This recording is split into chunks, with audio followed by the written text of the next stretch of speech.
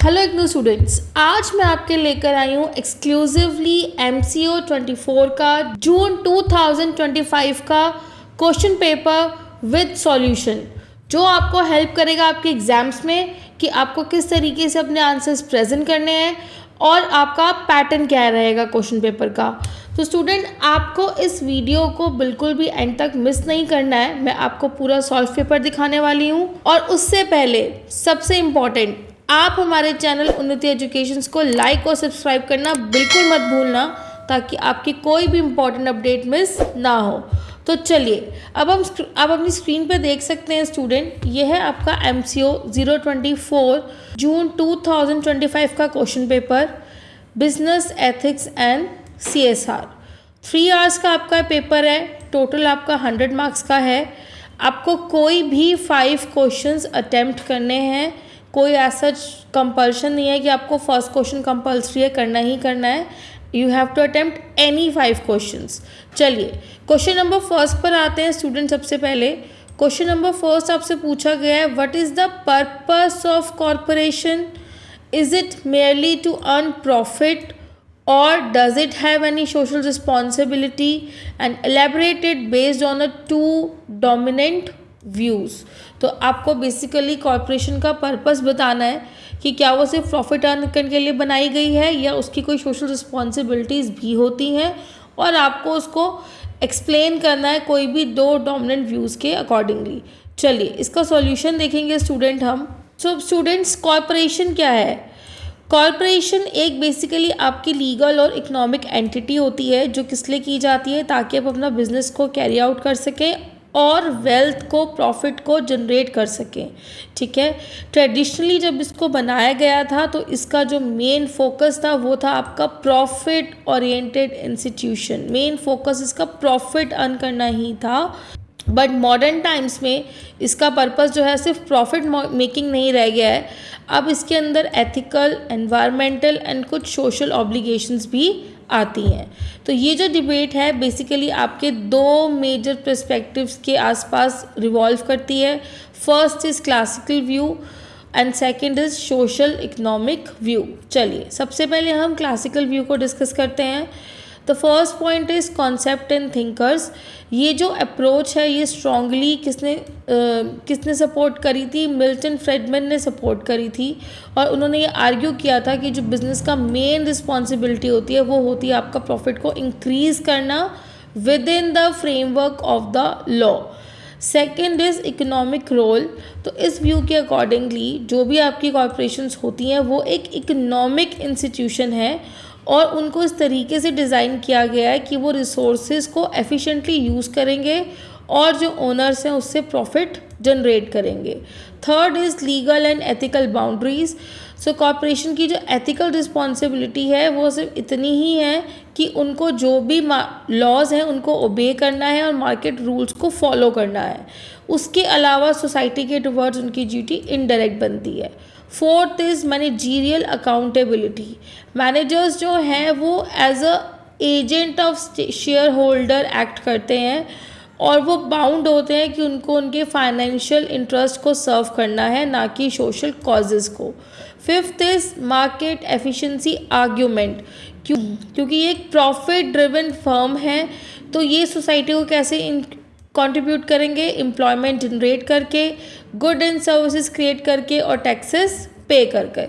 Sixth is invisible hand concept. तो ऐसा माना जाता है कि ये जो कॉरपोरेशंस हैं ये अपना प्रॉफिट लीगली परस्यू करते हैं, और कहीं ना कहीं मार्केट एफिशिएंसी के थ्रू ये सोशल वेलफेयर को नेचुरली इम्प्रूव भी करते हैं। Seventh is economic growth focus. तो ये थ्योरी प्रायोरिटाइज करती है वेल्थ क्रिएशन को और कंपटीशन को, एज्यूमिंग कि ये जो है ऑटोमेटिकली बिजनेस पब्लिक को बेनिफिट देंगे। एट लास्ट आपको क्रिटिसिज्म।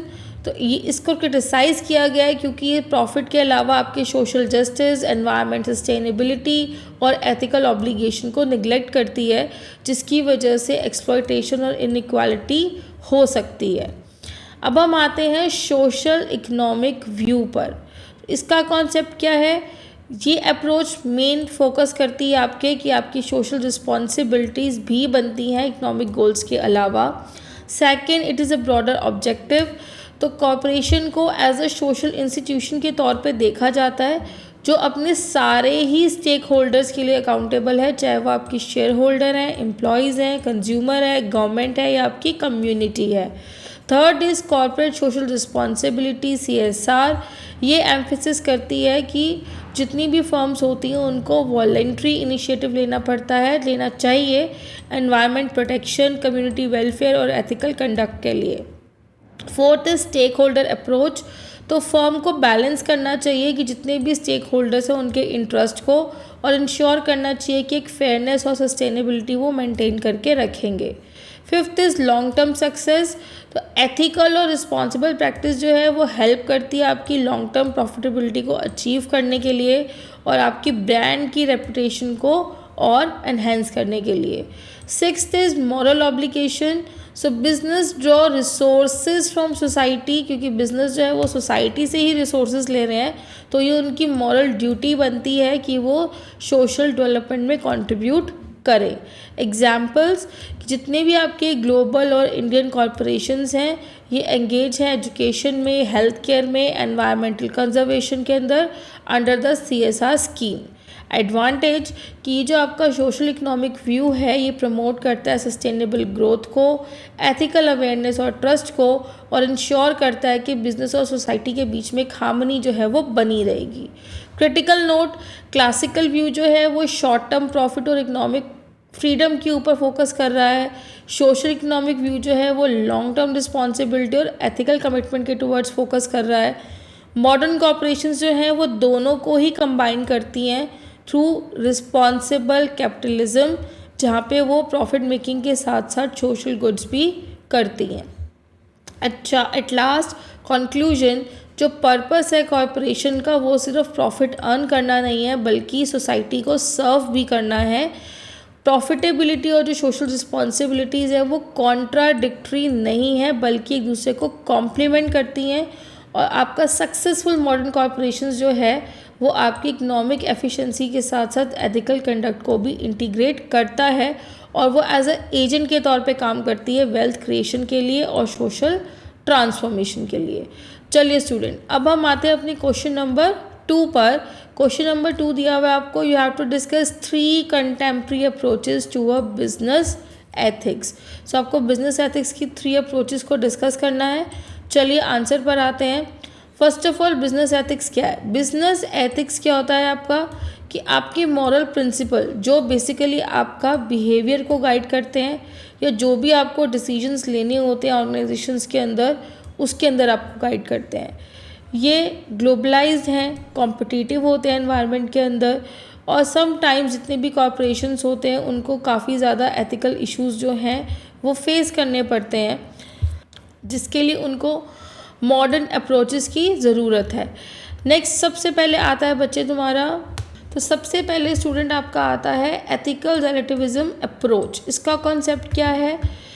इस कॉन्सेप्ट के अकॉर्डिंगली जो हर एक एथिकल स्टैंडर्ड जो होते हैं अक्रॉस द कल्चर वो डिफरेंट होते हैं सोसाइटी के, इनका कोई यूनिवर्सल कोड नहीं है।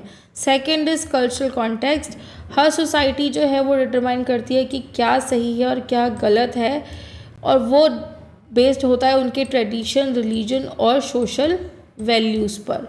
Third is application in business, तो जितनी भी ये मल्टीनेशनल कंपनीज़ होती हैं उनको लोकल कस्टम्स को अडॉप्ट करना होता है, और उनसे वो एथिकल एक्सपेक्टेशंस जो होती हैं वो रखी जाती हैं जब भी वो ग्लोबली ऑपरेट करती हैं। फोर्थ इज़ एडवांटेज, कि ये एक कल्चरल डाइवर्सिटी को प्रमोट करता है, उनकी रिस्पेक्ट करना, और एथिकल एंड एंथ्रोसेंट्रिज्म को ये रिड्यूस करता है। फिफ्थ इज़ लिमिटेशन, ये समटाइम्स इसको मिसयूज़ किया जा सकता है अपने अनएथिकल बिहेवियर को जस्टिफाई करने के लिए under cultural excuses. And sixth is ये एनकरेज करता है आपके कंटेक्स्ट सेंसिटिव एथिकल पॉलिसीज़ को जो आपकी लोकल वैल्यूज़ को रिस्पेक्ट करते हैं अपने ग्लोबल स्टैंडर्ड को मेंटेन करते हुए। सेकंड आ जाता है बच्चों आपका यूटिलिटेरियन अप्रोच, तो इसका कॉन्सेप्ट डेवलप किया था आपका genre Bentham and John Stuart Mill ने, और इस अप्रोच के अकॉर्डिंगली आपका एक्शन एथिकल है अगर आपको मैक्सिमम हैप्पीनेस मिलती है उससे और हार्म कम से कम होता है। सेकंड, फोकस, ये इवेल्युएट करता है कि आपके एक्शंस के कॉन्सिक्वेंसेस क्या होंगे, ना कि आपका मोटिव क्या है। थर्ड, प्रिंसिपल, जितना ज़्यादा अच्छा करोगे उतने ज़्यादा अच्छे नंबर्स होंगे। फोर्थ, एप्लीकेशन, जो बिज़नेस है वो एनालाइज करता है उसके बेनिफिट और क्या कॉस्ट होगी आपके डिसीजन की आपके एम्प्लॉयज़ पर, कस्टमर पर और सोसाइटी पर। Fifth is example, for example अगर हम कोई एनवायरनमेंट इम्पैक्ट देख रहे हैं उसके रिगार्डिंग हमें कोई डिसीजन ले रहा है प्रोडक्ट के सेफ्टी के अकॉर्डिंगली, तो हम उसको सोशल वेलफेयर के साथ इवेल्युएट करेंगे। मेरिट्स क्या है आपका कि ये सोशल रिस्पॉन्सिबिलिटी को इनकरेज करता है, ट्रांसपेरेंसी मेंटेन रखता है और पब्लिक वेलफेयर के लिए काम करता है। सेवंथ, लिमिटेशन, ये इंडिविजुअल्स के राइट को ओवरलुक कर सकता है। अब हम आते हैं अपने थर्ड अप्रोच पर। Third is right and justice approach. So ये जो कॉन्सेप्ट है ये किसने इन्फ्लुएंस किया था? इमानुएल कांत ने अपनी मॉरल फिलॉसफी के अंदर, और उन्होंने एम्फेसिस किया था ह्यूमन डिग्निटी, उनकी इक्वालिटी और फेयरनेस की रिस्पेक्ट होनी चाहिए। मॉरल ड्यूटी, एथिकल बिहेवियर का मतलब यही है कि क्या सही है और इसका क्या आउटकम आएगा मैटर नहीं करता। Third is John Rawls contribution, तो उन्होंने प्रिंसिपल ऑफ फेयरनेस को एडवोकेट किया था और इंश्योर किया था कि जितने भी वीकेस्ट सेक्शंस हैं उनको इक्वालिटी मिलनी चाहिए, इक्वल अपॉर्चुनिटीज़ मिलनी चाहिए और उनकी प्रोटेक्शन होनी चाहिए। फोर्थ इज़ एप्लीकेशन, जो बिज़नेस हैं उनको डिस्क्रिमिनेशन को अवॉइड करना चाहिए, ट्रांसपेरेंसी रखनी चाहिए और स्टेक होल्डर राइट्स को प्रोटेक्ट करना चाहिए। फिफ्थ इज़ जस्टिस डायमेंशन, ये आपके फेयर डिस्ट्रीब्यूशन ऑफ बेनिफिट और बर्डन को प्रमोट करता है, इम्पॉर्टेंस, ट्रस्ट बिल्ड करता है, क्रेडिबिलिटी बनाता है और सोशल इंटीमेसी बनी रहती है। क्रिटिकल नोट, हर अप्रोच जो है उसकी अलग अलग यूनिक इंसाइट्स हैं। रिलेटिविज्म जो है वो कल्चर के ऊपर ज़्यादा फोकस करता है, यूटिलिटेरियनिज्म जो है वो कॉन्सिक्वेंसेस के ऊपर एम्फेसिस करता है और राइट एंड जस्टिस जो है वो आपकी मोरालिटी के ऊपर फोकस करता है। तो आपका जो एक कॉम्प्रिहेंसिव एथिकल फ्रेमवर्क होता है वो इन तीनों को ही बैलेंस करके चलता है ताकि आप एक बैलेंस डिसीजन ले सकें। कंक्लूजन कि ये तीनों ही कॉन्टेम्प्रेरी अप्रोचेस जो हैं वो ऑर्गेनाइजेशन को इंटीग्रेट करती हैं मोरल रीजनिंग के लिए कॉर्पोरेट बिहेवियर के अंदर, और वो कंबाइन करती हैं कि वो फेयरनेस को प्रमोट करेंगे, रिस्पॉन्सिबिलिटी को और सस्टेनेबिलिटी को। और आपके जो एथिकल बिजनेस कंडक्ट है वो सिर्फ एक मॉरल ड्यूटी नहीं है बल्कि आपकी लॉन्ग टर्म सक्सेस के लिए सबसे इम्पॉर्टेंट स्ट्रैटेजी है। चलिए अब हम आते हैं अपने थर्ड क्वेश्चन पर। What is meant by ethical dilemmas discuss from the point of view of stakeholder management and social accounting. चलिए सॉल्यूशन देखेंगे स्टूडेंट हम। फर्स्ट ऑफ ऑल तो आपका एथिकल डायलेमास होता क्या है? जब भी कोई पर्सन या ऑर्गेनाइजेशन कोई भी मॉरल चॉइसेस को लेके कॉन्फ्लिक्ट फेस करता है जहाँ पे उसका हर एक ऑप्शन जो है जिसमें आपको पोटेंशियल एथिकल कॉम्प्रोमाइज़ करना पड़ रहा हो। बिज़नेस के अंदर जो आपके एथिकल डायलेमास हैं वो कब अराइज होते हैं? जब कॉर्पोरेट का गोल होता है कि उसको प्रॉफिट मैक्सिमाइज़ करना है, बट उसका कॉन्फ्लिक्ट कहाँ आ जाता है? उसकी सोशल और एथिकल रिस्पॉन्सिबिलिटीज़ को लेकर। सो एथिकल मैनेजमेंट जो है उसके लिए रिक्वायर है आपको कि stakeholder management principle, social accounting practices ensure करें कि आप फेयरनेस, अकाउंटेबिलिटी और ट्रांसपेरेंसी को मेंटेन करके रखेंगे। नेक्स्ट आते हैं हम बच्चे मीनिंग ऑफ एथिकल डायलेमास पे। तो एथिकल डायलेमा का मीनिंग क्या है कि एक मोरल कॉन्फ्लिक्ट है जहाँ पे आपको दोनों चॉइसेस में से किसी को चूज़ करना मुश्किल हो जाता है। एग्जाम्पल्स आपका ब्राइबरी, एनवायरमेंटल डिग्रेडेशन, डिस्क्रिमिनेशन और फॉल्स एडवर्टाइजिंग। थर्ड इज़ इसको हम इंटीग्रिटी, वैल्यूज़ और decision making ability of managers के थ्रू टेस्ट कर सकते हैं।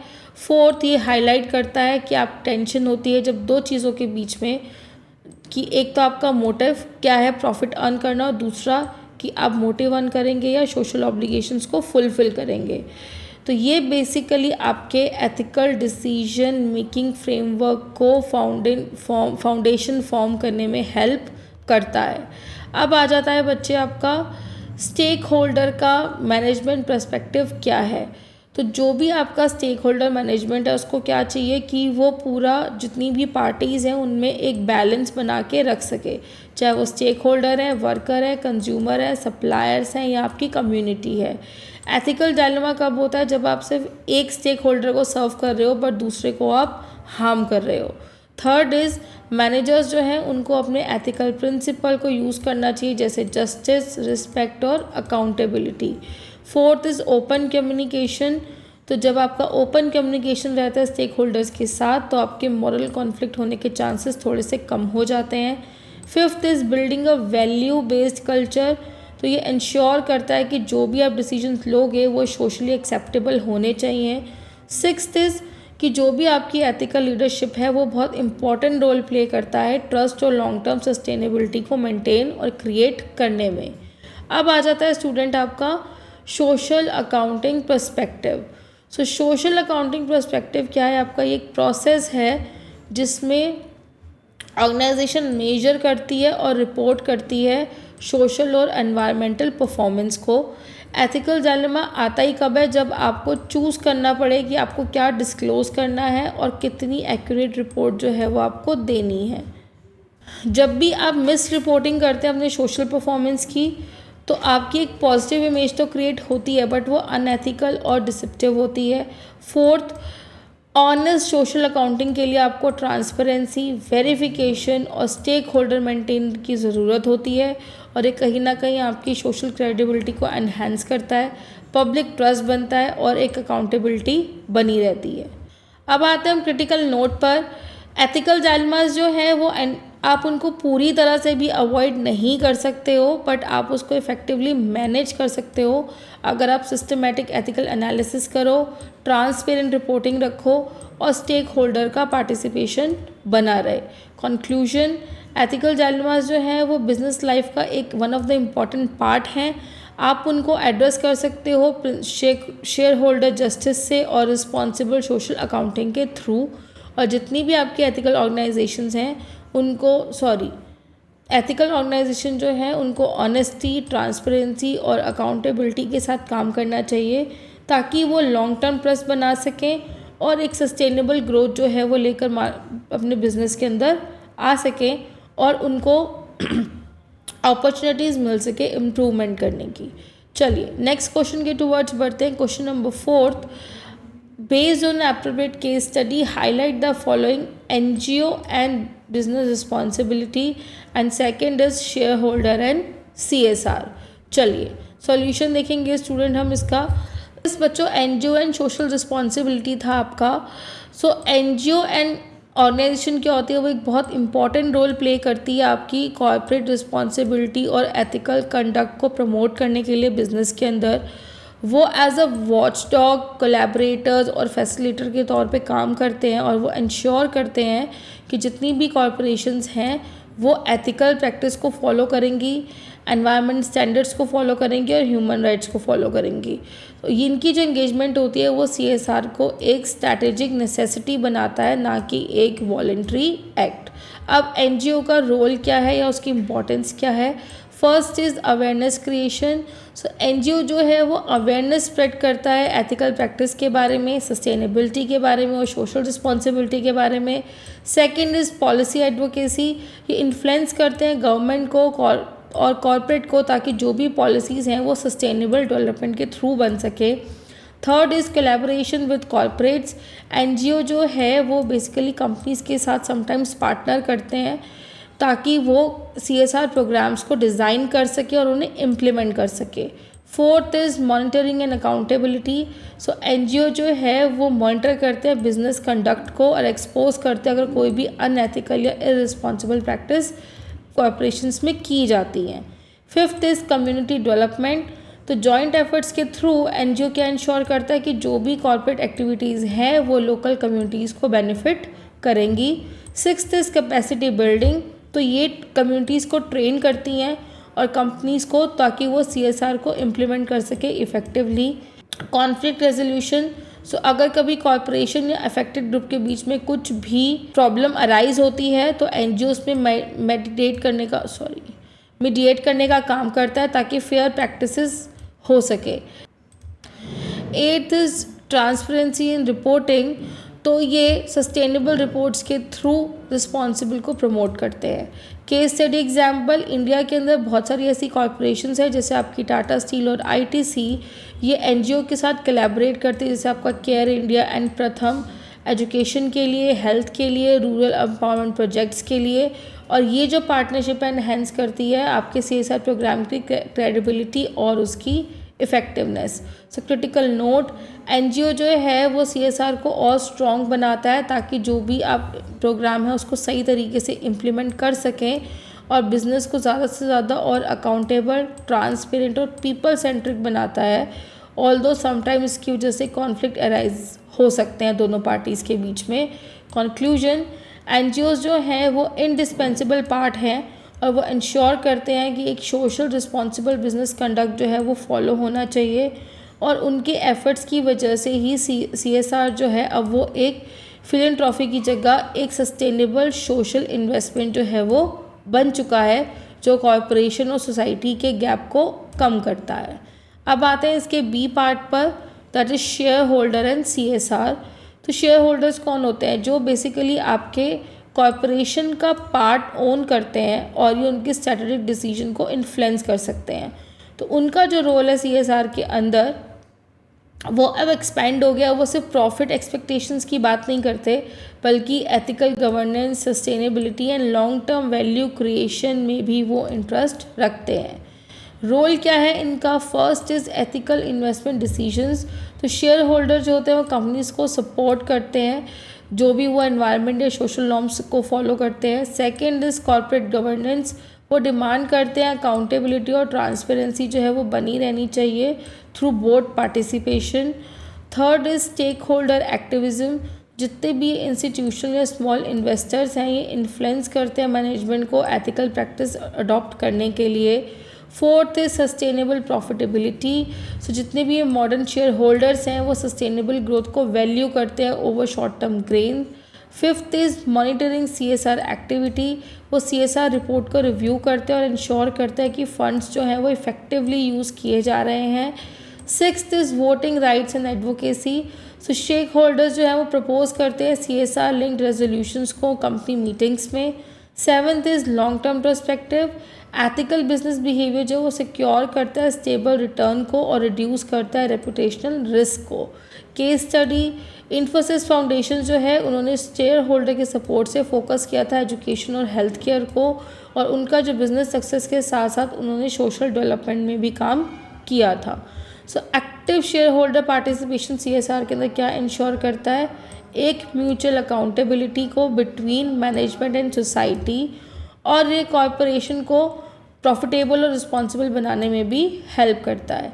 कंक्लूजन, तो शेयर होल्डर्स जो है आज की डेट में CSR को रिकग्नाइज़ करते हैं कि वो एक वैल्यू एनहेंसिंग मैकेनिज़्म है और इंश्योर करता है कि उनकी जो कंपनीज़ हैं वो इकोनॉमिक सक्सेस और सोशल वेलफेयर में कंट्रीब्यूट करेगी, और उनके इन्वॉल्वमेंट की वजह से CSR जो है एक स्ट्रैटेजिक इन्वेस्टमेंट है जो सारे स्टेक होल्डर्स को बेनिफिट देता है। सो स्टूडेंट, आपको किसी भी तरह की कोई हेल्प चाहिए रिगार्डिंग योर एडमिशन्स, आपके असाइनमेंट्स, आपको कोई नोट्स चाहिए, प्रीवियस ईयर के सॉल्यूशंस चाहिए, तो आपको हमारी वेबसाइट को विज़िट करना है, दैट इज़ unnitieducations.com/ignou, जहाँ पे आपको हर क्वेरी का प्रॉब्लम का सॉल्यूशन मिलेगा। आप यहाँ पे देख सकते हैं, आप एडमिशन्स पे, सॉल्व असाइनमेंट पे, आपको सॉल्व पेपर्स चाहिए, गेस्ट पेपर चाहिए या आपको नोट्स चाहिए, आपको सिर्फ हमारी वेबसाइट को विज़िट करना है या आप इस गिवन नंबर पे भी कॉल कर सकते हैं। चलिए अब हम आते हैं अपने क्वेश्चन नंबर 5 पर। Explain the 4 approaches of business strategy for CSR। CSR की 4 अप्रोचेस को आपको एक्सप्लेन करना है। चलिए सॉल्यूशन देखते हैं हम। तो फर्स्ट ऑफ ऑल आता है आपका CSR क्या है? CSR बेसिकली आपकी एक एथिकल ऑब्लिगेशन है जो बिज़नेस को फुलफिल करनी पड़ती हैं ताकि वो पॉजिटिवली सोसाइटी के अंदर कंट्रीब्यूट कर सके प्रॉफिट अर्न करने के साथ साथ। तो इस तरीके से जो ऑर्गेनाइजेशन होती है वो CSR को इम्प्लीमेंट करती है। वो डिपेंड करता है कि उनकी बिजनेस स्ट्रैटेजीज़ क्या हैं और उनका सोशल रिस्पॉन्सिबिलिटी के टुवर्ड्स एटीट्यूड क्या है। अब आती हैं आपकी 4 मेजर अप्रोचेस कौन कौन सी हैं। तो फर्स्ट सबसे पहले आती है स्टूडेंट्स आपकी रिएक्टिव अप्रोच।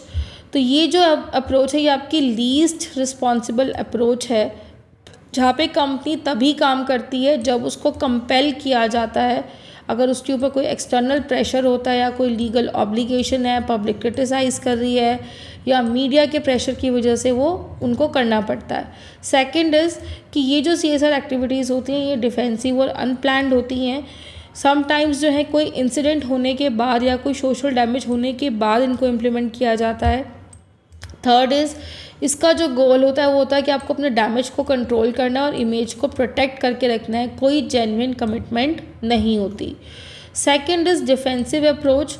तो कंपनीज को कब अडॉप्ट करती हैं, जब वो CSR को रिकॉग्नाइज तो करती हैं बट वो उसको एज अ स्ट्रैटेजिक टूल देखती हैं अपने बिजनेस इंटरेस्ट को प्रोटेक्ट करने के लिए। जो भी एक्शंस लिए जाते हैं वो लीगल कंप्लाइंसेस के अकॉर्डिंगली लिए जाते हैं ताकि वो पब्लिक क्रिटिसिज्म को अवॉइड कर सकें। और इधर CSR को एज अ कॉस्ट देखा जाता है इन्वेस्टमेंट को, ना कि अपॉर्चुनिटी। थर्ड आता है आपका अकोमोडेटिव अप्रोच। तो ये जो फर्म्स होती हैं इस अप्रोच के अंदर वो बहुत पॉजिटिवली रिस्पॉन्ड करती हैं सोशल एक्सपेक्टेशन के टुवर्ड्स और वो रिस्पॉन्सिबिलिटी लेती हैं अपने एक्शंस की। CSR जो है उनकी स्ट्रैटेजिक प्लानिंग का पार्ट होता है और एथिकल गवर्नेंस का पार्ट होता है। और कंपनी जो है वो वॉलेंट्री अडॉप्ट करती हैं सस्टेनेबल प्रैक्टिसेस को। फोर्थ आ जाता है बच्चों आपका प्रोएक्टिव अप्रोच। तो ये रिप्रेजेंट करता है high level of CSR maturity और कमिटमेंट को।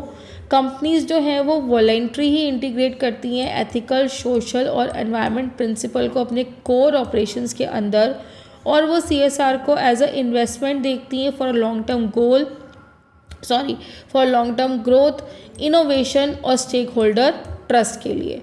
क्रिटिकल नोट, ये जो अप्रोच है ये आपकी कॉन्टिन्यूम से लेके मिनिमम रिस्पॉन्सिबिलिटी तक है, रिएक्टिव से लेके प्रोएक्टिव तक।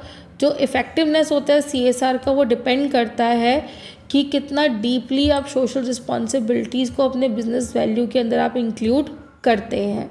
तो कंक्लूजन, तो ये जो आपके 4 अप्रोचेज़ हैं ये हाईलाइट करती हैं आपके CSR स्ट्रैटेजी के एवोल्यूशन को from reactive to proactive social innovation. Proactive CSR strategy जो है वो इंश्योर करती है प्रॉफिटेबिलिटी बट उसके साथ साथ corporate legitimacy and long term sustainability, जो मेक श्योर करता है कि आपका जो बिज़नेस है वो नेशनल और ग्लोबल लेवल के ऊपर डेवलप करेगा। अब हम आते हैं 6th क्वेश्चन पर। 6th क्वेश्चन में आपसे पूछा गया है explain different aspects of corporate social responsibility towards the employees. अब एम्प्लॉयज़ के टूवर्ड्स कॉर्पोरेशन की क्या रिस्पॉन्सिबिलिटीज़ होती है as a CSR। So employees जो हैं वो आपके मोस्ट वैल्यूएबल एसेट्स होते हैं किसी भी ऑर्गेनाइजेशन के अंदर, और उनके टुवर्ड्स CSR क्या इंश्योर करता है कि उनका वेलफेयर होगा, सो सेफ्टी रहेगी और उनको प्रोफेशनल ग्रोथ भी मिलेगी। सो ये जो CSR फिलॉसफी है ये एम्फेसिस करता है कि आप एक फेयर, हेल्दी और मोटिवेटिंग वर्क एनवायरनमेंट जो है वो क्रिएट करेंगे ताकि उनकी प्रोडक्टिविटी एनहेंस हो सके और उनकी पर्सनल वेलबींग का भी ध्यान रख सके। सो एथिकल रिस्पॉन्सिबिलिटी जो है एम्प्लॉय के टुवर्ड्स वो उनका मोरल तो इम्प्रूव करती ही है बट कहीं ना कहीं आपकी कॉर्पोरेट रेपुटेशन को भी वो और स्ट्रॉन्ग बनाती है। अब हम आते हैं कि उनके प्रैक्टिसेस क्या क्या अडॉप्ट करनी चाहिए। First is fair employment practice. Organisation जो है वो मस्ट इंश्योर करे कि रिक्रूटमेंट फेयर तरीके से होनी चाहिए, प्रमोशन, कंपनसेशन वो बिना किसी डिस्क्रिमिनेशन के होना चाहिए। सेकंड इज़ कि सबको इक्वल अपॉर्चुनिटीज़ मिलनी चाहिए। Second point, safe and healthy working condition, कि आप उनको एक सेफ़ वर्क प्लेस प्रोवाइड करेंगे, वो आपकी लीगल और एथिकल ड्यूटी बनता है। सेकंड इज़ कंपनी जो है वो कंप्लाई करेगी जो भी आपके हेल्थ और सेफ्टी स्टैंडर्ड्स हैं, इंश्योर करेगी कि एक्सीडेंट प्रिवेंशन रहना चाहिए और उनकी फिजिकल वेलबींग का आप ध्यान रखेंगे। Third point, training and development. तो CSR इंक्लूड करता है कि आपको स्किल एनहेंसमेंट, ट्रेनिंग और एजुकेशन में भी इन्वेस्टमेंट करनी है अपने एम्प्लॉयज़ के लिए। इससे जो वर्कर्स हैं वो प्रिपेयर होते हैं जो भी आपकी टेक्नोलॉजी के अंदर चेंजेस आते हैं करियर एडवांसमेंट के लिए। Fourth is career employ welfare programme. तो CSR जो है वो हाउसिंग, हेल्थ केयर, रिक्रिएशन और फैमिली वेलफेयर स्कीम्स को कवर करता है, और ये जो प्रोग्राम्स होते हैं उस एम्प्लॉय की जॉब सेटिस्फेक्शन, लॉयल्टी को इम्प्रूव करते हैं। Fifth point is participation and empowerment.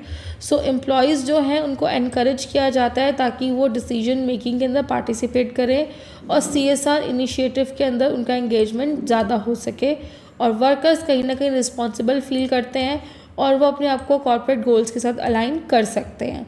Six point is work life balance. तो CSR के लिए क्या रिक्वायर है कि जो ऑर्गेनाइजेशन है वो अपनी पॉलिसी इस तरीके से डिज़ाइन करे कि एक वर्क लाइफ बैलेंस जो है वो बना रहे, फ्लेक्सिबल वर्किंग आवर्स होने चाहिए, लीव्स और स्ट्रेस मैनेजमेंट के ऊपर भी उनको फोकस करना चाहिए। Seventh is ethical treatment and human dignity. तो एम्प्लॉयज़ को आप रिस्पेक्ट, फेयरनेस और ट्रांसपेरेंसी के साथ ट्रीट करोगे, और एक ग्रीवेंस रिड्रेसल सिस्टम जो है वो बनाना चाहिए ताकि वो असेसिबल हो और इफ़ेक्टिव भी हो। Eighth point is social security and benefit. Companies को इंश्योरेंस, रिटायर बेनिफिट और सेफ्टी नेट्स जो हैं फॉर इकोनॉमिक स्टेबिलिटी अपने एम्प्लॉयज़ को प्रोवाइड करना चाहिए, और ये जो आपकी सोशल सिक्योरिटी है वो हेल्प करती है उनके कॉन्फिडेंस और लॉन्ग टर्म कमिटमेंट को बिल्ड करने में। Ninth is communication and transparency. Open communication channels की वजह से आपका एक मैनेजमेंट और एम्प्लॉयज़ के बीच में ट्रस्ट मेंटेन रहता है, और ट्रांसपेरेंसी होने की वजह से वर्क प्लेस पे कॉन्फ्लिक्ट होने के चांसेस कम होते हैं और आपका एथिकल कल्चर और स्ट्रॉन्ग होता है।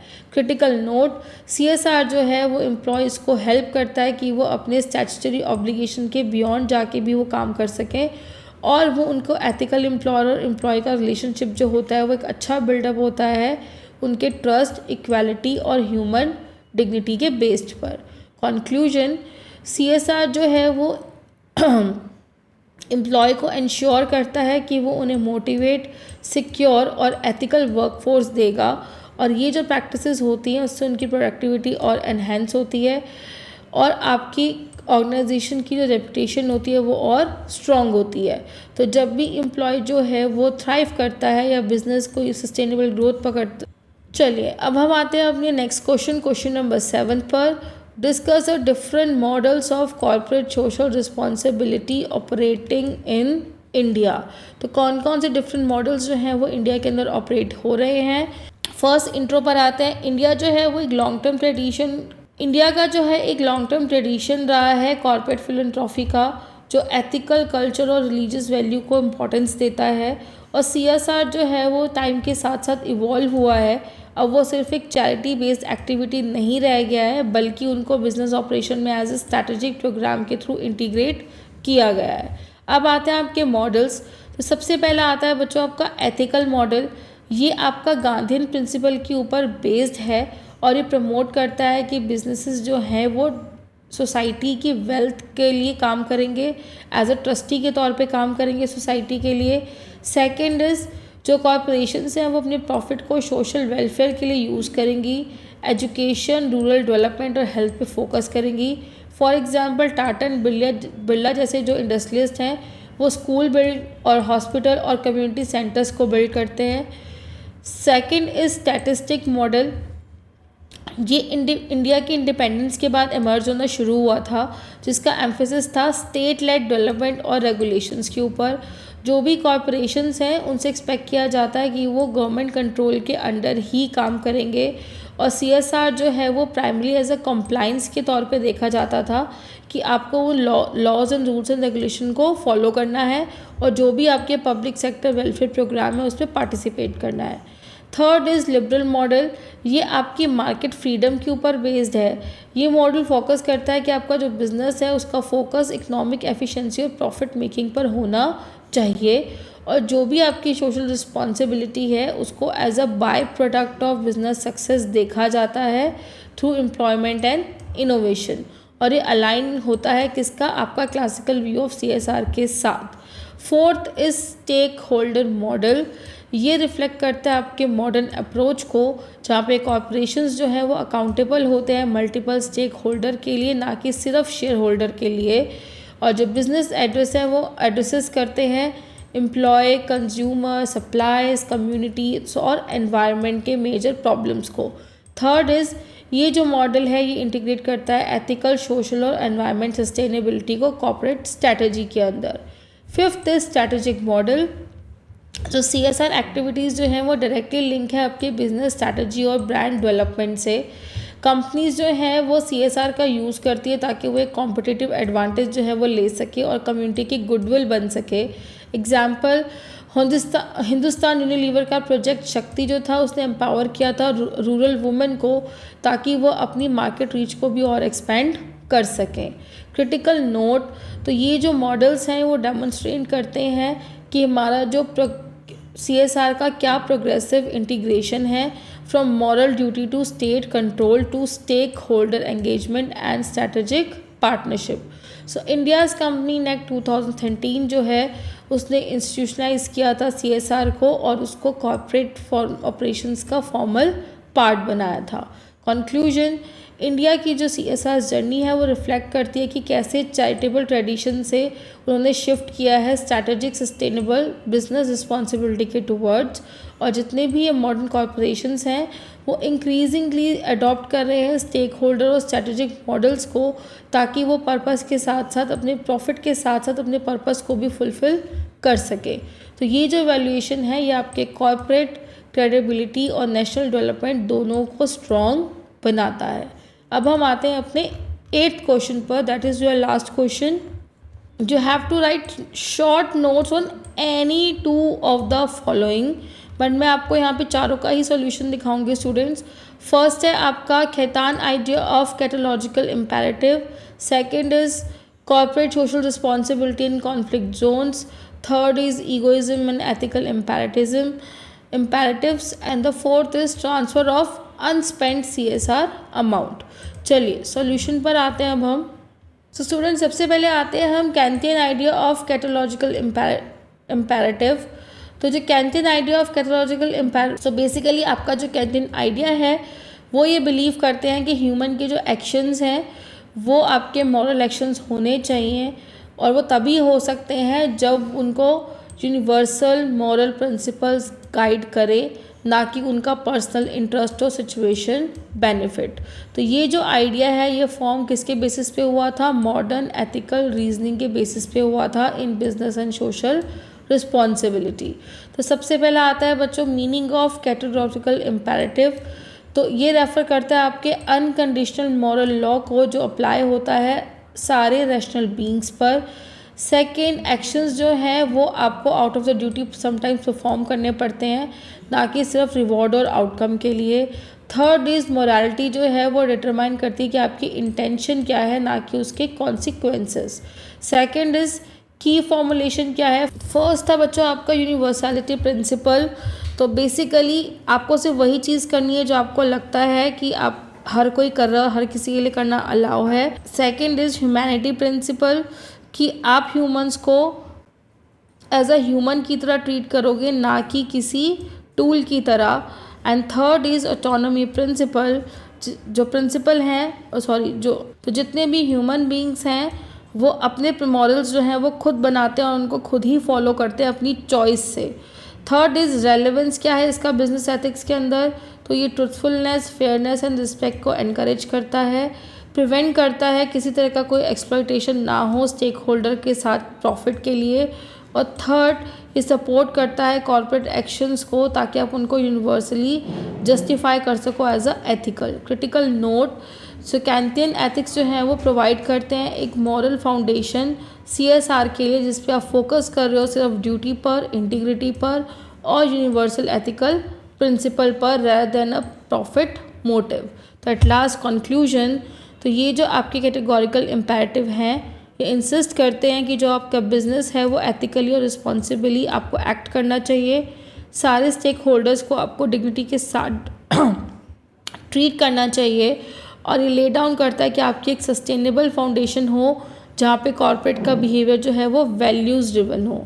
अब हम आते हैं सेकंड पर। सेकंड था स्टूडेंट आपका corporate social responsibility and conflict zone. इसका मतलब क्या है कि जो भी आपकी एथिकल और सोशल ड्यूटीज़ हैं कॉर्पोरेशंस की, उस एरिया के अंदर अफेक्ट होना वॉर की वजह से, वायलेंस की वजह से, या पॉलिटिकल इंस्टेबिलिटी की वजह से। तो जो इस जोन्स के अंदर बिजनेसेस होते हैं उनको काफ़ी यूनिक चैलेंजेस जो हैं वो ह्यूमन राइट, सिक्योरिटी और एथिकल कंडक्ट से रिलेटेड फेस करने पड़ते हैं। नेचर ऑफ कॉन्फ्लिक्ट जोन्स जो हैं, ये जो रीजन्स हैं ये आपके आर्म कॉन्फ्लिक्ट, सोशल अनरेस्ट या पॉलिटिकल वायलेंस की वजह से इफ़ेक्ट रहते हैं।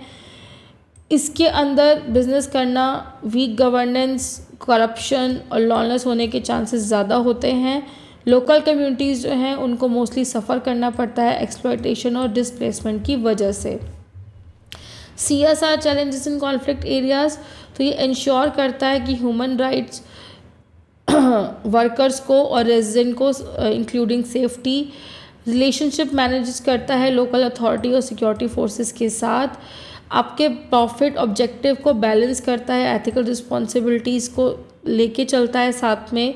फोर्थ इज़ कि वो इनडायरेक्ट कंट्रीब्यूशन, वायलेंस का या ह्यूमन राइट वायलेशंस जो है वो अवॉइड करते हैं।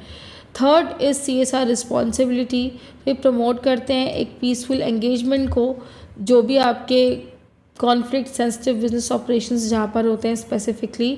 सेकंड इज़ ये कम्युनिटी वेलफेयर प्रोग्राम्स को इम्प्लीमेंट करते हैं जैसे कि आपका एजुकेशन और हेल्थ केयर। थर्ड इज़ ये एम्प्लॉयमेंट जनरेशन को एनकरेज करते हैं ताकि इंस्टेबिलिटी कम हो सके। फोर्थ इज़ ये ट्रांसपेरेंसी मेंटेन करते हैं ताकि जो भी रिसोर्स हैं जो भी अपनी यूटिलाइज़ करें या गवर्नमेंट की डीलिंग्स क्या रही हैं उसमें। फिफ्थ इज़ कि सपोर्ट करते हैं रिहैबिटेशन और रिकन्स्ट्रक्शन को, जो भी आपके अफेक्टेड कम्युनिटीज़ हैं उनके लिए। केस स्टडीज़, तो कुछ एरियाज़ जो कॉन्फ्लिक्ट्स की वजह से अफेक्ट हुए थे, तो ONGC और टाटा स्टील जैसी जो कंपनीज़ थी उन्होंने स्पेशल CSR मेजर्स को अडॉप्ट किया था ट्राइबल वेलफेयर और लोकल एम्प्लॉयमेंट के लिए और अनरेस्ट को रिड्यूस करने में हेल्प किया था। क्रिटिकल नोट, CSR जो है कॉन्फ्लिक्ट जोन्स के अंदर वो बियॉन्ड फिलैंथ्रोपी काम करता है, वो एथिकल रिस्क मैनेजमेंट और पीस बिल्डिंग के अंदर इन्वॉल्व रहते हैं और इंश्योर करते हैं कि जो आपका बिजनेस में जो कंट्रीब्यूशन है वो स्टेबिलिटी लेकर आए, ना कि कॉन्फ्लिक्ट और ज़्यादा बढ़े। कंक्लूजन, जो कॉर्पोरेशंस होते हैं कॉन्फ्लिक्ट रीजन्स के अंदर उनको ethical vigilance, transparency, community partnership इनकी प्रैक्टिस करनी चाहिए और रिस्पॉन्सिबल CSR जो है इन कॉन्टेक्स्ट के अंदर वो आपका ट्रस्ट, पीस और सस्टेनेबल डेवलपमेंट को बिल्ड करने में भी हेल्प करता है। Third point is egoism and ethical imperatives. अब ईगोइज्म क्या है? आपकी एक बेसिकली एथिकल थ्योरी है जो ये बताता है कि जो भी आप एक्शंस लेंगे वो मॉरली राइट है या नहीं, अगर इंडिविजुअल उसको अपने सेल्फ इंटरेस्ट के लिए प्रमोट कर रहा है। इसका जो मेन एम्फेसिस होता है वो पर्सनल वेलफेयर होता है और ये प्रिंसिपल ऑफ बिहेवियर को गाइड करता है। तो जितने भी आपके बिजनेस एथिक्स हैं उसमें ईगोइज्म को एनालाइज किया जाता है अलोंगसाइड द एथिकल इम्पेरेटिव्स को, जो डिफाइन करता है आपकी ड्यूटीज़ को और ऑब्लिगेशंस को। तो जो चैलेंज है वो क्या है कि आपको एक बैलेंस बना के रखना है सेल्फ इंटरेस्ट में और आपकी मॉरल रिस्पॉन्सिबिलिटी में, ताकि आप इंडिविजुअल और सोशल वेलफेयर दोनों को इंश्योर कर सको। Now next is the meaning of egoism. तो ईगोइज्म जो है एक कॉन्सिक्वेंसेस ओरिएंटेड थ्योरी है जो क्लेम करता है कि जो भी आपके राइट एक्शंस हैं वो आपके इंडिविजुअल बेनिफिट को और एनहेंस करते हैं। ये एज्यूम करता है कि जो भी आपका सेल्फ इंटरेस्ट है वो अल्टीमेटली कंट्रीब्यूट करेगा आपके सोसाइटी के बेटरमेंट के लिए। और जो सेंट्रल आइडिया है वो ये है कि जो आपकी पर्सनल प्रॉस्पेरिटी है वो इनडायरेक्टली आपके कलेक्टिव प्रॉस्पेरिटी को प्रमोट करेगी। टाइप्स क्या क्या हैं? फर्स्ट है साइकोलॉजिकल ईगोइज्म, जिसमें हर एक ह्यूमन बीइंग जो है वो अपने एक्शंस को होल्ड करता है, मोटिवेट करता है by his self interest, consciously और subconsciously. Second is ethical egoism, वो असर्ट करते हैं कि जो भी इंडिविजुअल हैं जो भी वो कर रहे हैं, जो वो करना चाहते हैं, वो उनको लॉन्ग टर्म गुड और हैप्पीनेस देगा। Third is egoism and ethical imperatives. So ethical imperatives के लिए आपको चाहिए कि आप मॉरल ड्यूटी को फॉलो करें, फेयरनेस मेंटेन करके रखें रिगार्डलेस आपका आउटकम क्या आएगा। सेकंड, कि जितने भी आपके एथिकल इम्पेरेटिव्स होते हैं इनको कौन गाइड करता है? आपके ईगोइज्म, और ये क्या बन जाते हैं? एक रिस्पॉन्सिबल सेल्फ इंटरेस्ट, ताकि आप दूसरों को हार्म ना करें, उसको अवॉइड करें। थर्ड इज़ कि जो आपके ट्रू एथिक्स है वो क्या इन्वॉल्व करते हैं, आपके सेल्फ इंटरेस्ट के साथ अलाइन होते हैं जब आप कलेक्टिव वेलबींग के तौर पे काम करते हैं और अपने मॉरल प्रिंसिपल्स को फॉलो करते हैं। Fourth is application in business ethics. तो बिजनेसेस जो हैं वो नेचुरली प्रॉफिट परस्यू करने के लिए किया जा रहा है, बट ये आपके कॉर्पोरेट ईगोइज्म को रिप्रेजेंट करता है।